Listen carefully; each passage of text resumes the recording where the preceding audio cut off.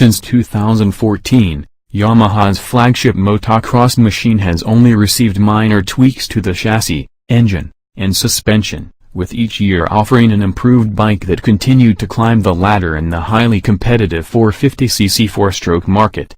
But in spite of the successful 2017 machine, Yamaha has released an all-new 18 YZ450F, featuring numerous changes and some of the most innovative technology available to the consumer to date.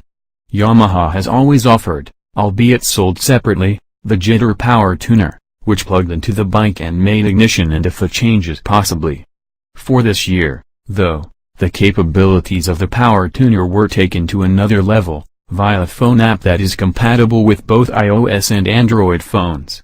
The app connects to the motorcycle through a secure Wi-Fi signal, and in addition to creating and uploading custom maps, the app can also share maps with other YZ450F owners, and be set up to alert you when oil changes and other maintenance is needed.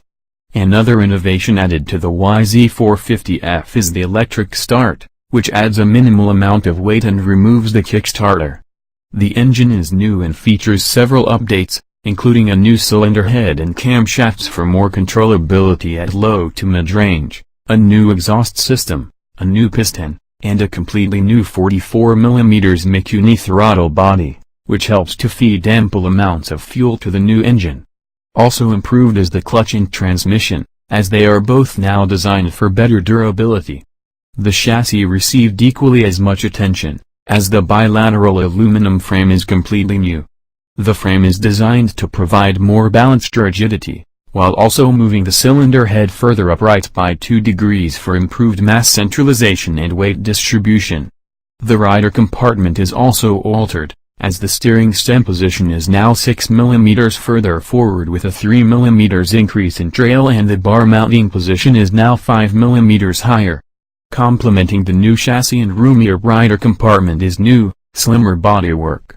Altogether, the 18YZF is 16mm narrower at the fuel tank and 19mm thinner at the seat and tank junction. Lastly, the YZF comes equipped with the very popular K-Alba fork and shock. Both received internal improvements, with the shock receiving a new larger reservoir to complement the new chassis design.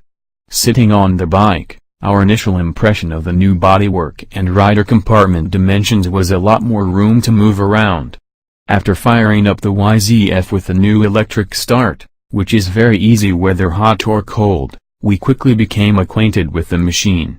The power comes on smooth and consistently, pulling into the top end with authority, but without ripping your arms off.